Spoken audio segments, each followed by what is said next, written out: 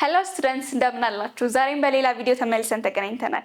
በዛሬው ቪዲዮአችን የምናወራው ስለ ወርድ ፎርሜሽን ይሆናል። ስለ ወርድ ፎርሜሽን እንግዲህ በተደጋጋሚ አውርተን እናውቃለን። ወርድ ፎርሜሽን ከእናንተ ጋር ብዙ ፋሚሊያር የሆነ ነገር ይኖራል ብዬ ተስፋ አደርጋለሁ። ከዚህ ዩኒት በኋላ ከዚህ ለሰን በኋላ ከእናንተ ምንድነው የሚጠበቀው? You have to identify and decode environmental prefixes and also suffixes accurately. environmental የሆኑ prefixዎችና suffixዎችን accurately ማወቅ ይኖርባቸዋል. You have to understand how affixes change or specify meanings. affixዎች እንዴት ስፔሊንግ እንደሚቀይሩና ሰፊክሶችም ደግሞ በተመሳሳይ እንዴት ሚኒንግ እንደሚቀይሩ ለይታችሁ ማወቅ ይጠበቅባችኋል ማለት ነው። ኢን ኢንቫይሮንመንታል ተርሞች ላይ ደግሞ ሪሌትድ አድርጋችሁ መውሰድ ይኖርባችኋል ማለት ነው። ምክንያቱም ዩኒታችን ስለ ኢንቫይሮንመንታል ኢሹ ስለሚያወራ። እንደገና ደግሞ form new words using eco, bio, side, logi and system. እነዚህ እንግዲህ ምን ላይ የተለመዱ ወርዶች ናቸው? ስለ ኢኮሲስተም ኤንድ ኢንቫይሮንመንት ስናወራ የምናገኛቸው ወርዶች ናቸው። እነዚህ ወርዶች ተጠቅማችሁ ኒው ወርዶችን ፎርም ማድረግ ከእናንተ ይጠበቃል ማለት ነው። let's continue to the lesson. word formation ምን ማለት ነው? word formation is the process of making new words from adding affixes like suffixes ወይም ደግሞ prefixዎችም ሊሆን ይችላል። እነዚህን በመጨመር creating new word የምናደርግበት process ነው ማለት ነው። let's see the example. we have eco and bio. eco means it's related to environment and bio means it's related to life, which means bio ቃሉ በራሱ ምን ማለት ነው? life ማለት ነው። about living things ጋር relate የሚያደርግልን ቃል ነው eco and bio የምንለው። በዚህ መልኩ ምን ማድረግ እንችላለን ማለት ነው? we can easily see environmental የሆኑ ኢሹዎችን ማንሳት እንችላለን ማለት ነው። እና ደግሞ we can easily form new words ማለት ነው። የተወሰኑ ቃላቶችን እናያለን ብለን ነበረ። እስቲ እነዚህን እናይ። ሳይድ ማለት ምን ማለት ነው? ሳይድ ማለት killing or destroying ማለት ነው። it is a suffix ሆኖ ትርጉሙ kill ወይም ደግሞ destroy ማለት ነው። ለምሳሌ suicide ካለን ምን ማለት ነው? su means person or self ማለት ነው። side ማለት killing and or destroying ማለት ነው። በአጠቃላይ ምን ይሆናል? suicide means killing oneself ማለት ነው። killing oneself ማለት ነው። side means killing ማለት ነው። logis ምን ማለት ነው? logi ማለት ደግሞ it is a study or a science of something. ይሄ የተለመደው ምንድነው እንግዲህ ሳይንስ ሳብጀክቶች ላይ ለምሳሌ ባዮሎጂ ላይ የታወቀ ቃል ነው አይደለ? ባዮሎጂ ስለምንል ማለት ነው። it's a study of science or something ማለት ነው። ሌላው ሲስተም ነው። ሲስተም ደግሞ it's a set of connected parts of forming a whole ማለት ነው። it's a set of connected የሆኑ ፓርቶች ሆል የሆነ ነገር ሲፈጥሩ ምን እንለዋለን? ሲስተም እንለዋለን ማለት ነው። okay, prefixes go before the root word. prefixዎች መች ነው የሚመጡት? ከሩት ወርዱ በፊት ነው የሚመጡት። ለምሳሌ ኢኮ የምትለው ምንድናት? prefix ናት አይደለ? ሲስተምስ ኢኮ ሲስተም ምትል እቺኛው ምንድናት? አዲስ ኒው ፎርም ያደርጋት ወርድ ናት ማለት ነው። ኢኮ እና ሲስተም በመጠቀም ሰፊክስ ማለት ደግሞ they go after the root word. ከሩት ወርዱ ጋራ ቀጥለው የሚመጡ ናቸው ሰፊክስ ብለን የምንላቸው ማለት ነው። ለምሳሌ we have bio and logi, so we can get biology. suffix go after the root ማለት ነው። ቃሉ አለን ኦሪጂናል ቃሉ ከሱ ቀጥለው የሚመጡ ቃላቶች ናቸው ሰፊክስ የምንላቸው። each affix has affix እና prefix እና suffix ነው የሚያጠቃልለው ማለት ነው። each affix has a specific meaning, so it cannot be used interchangeably. እያንዳንዳቸው አፊክሶች የየራሳቸው ሚኒንግ አላቸው። ለዚህ ቃል ይሄንን አፊክስ ነው የምንጠቀመው ብለን ኦልሬዲ የተቀመጠ ነገር አለን እንጂ እንደፈለግን እንደልባችን ምን ማለት አንችልም፣ መቀየር አንችልም ማለት ነው።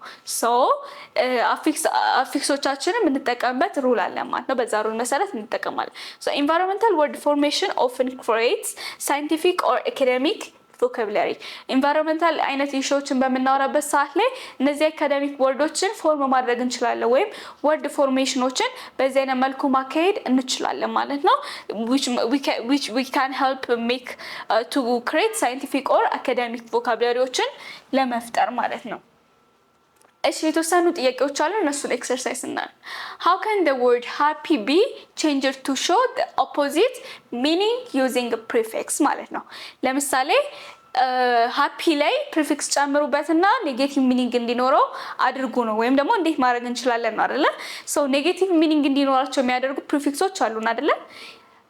ኢን፣ አን፣ ኢም አይነቶች ማለት ነው። ለሃፒ የትኛውን ነው የምንጠቀመው? ኢን ሃፒ እንላለን ወይስ አም ሃፒ እንላለን ወይስ ኢም ሃፒ እንላለን ወይስ አን ሃፒ እንላለን? ኦፍ ኮርስ አን ሃፒ እንላለን ማለት ነው። ሶ እዚህ ጋር ኔጌቲቭ ወርዳችን የሚሆነው ምንድነው ማለት ነው?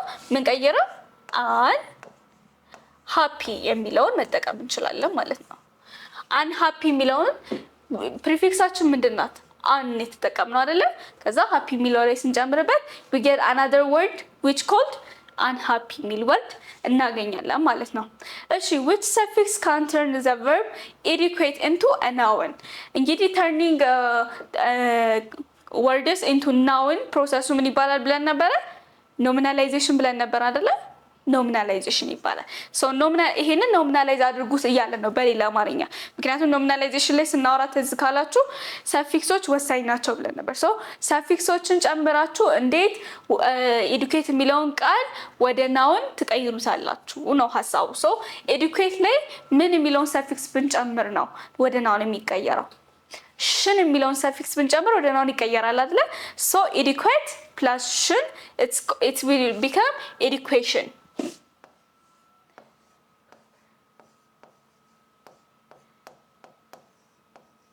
ኤዱኬሽን የሚለውን ቃል በዚህ መልኩ ፎርም ማድረግ እንችላለን ማለት ነው። ሶ በእንደዚህ አይነት መልኩ እንደዚህ አይነት ሰፊክሶችን እና ፕሪፊክሶችን እየጨመርን ቃላቶችን መጨመር እንችላለን ማለት ነው። The third question would be your assignment. So what new word can you form if you add the prefix miss የምትለውን prefix to understand የሚለው ወርድ ላይ ብትጨምሩ ምን አይነት ወርድ ነው የምታገኙት ማለት ነው። ሶ ሁለቱን አገናኝታችሁ ኢዝሊ ምን እንደሚመጣላችሁ ኮሜንት ላይ አስቀምጡልን ማለት ነው። Okay, if you remove the prefix an የምትለውን prefix remove ብታረጓት from unfriendly ከምትለዋ እንትን remove ብታረገው what base word it remains ይላል። base wordአችን አሁን እዚህ ጋር prefixም አለን ከዛ base wordአችንም አለ። so prefixዋን አውጣትና ምን የሚል ቃል ታገኛላችሁ ነው easily. so you can easily put the answer here.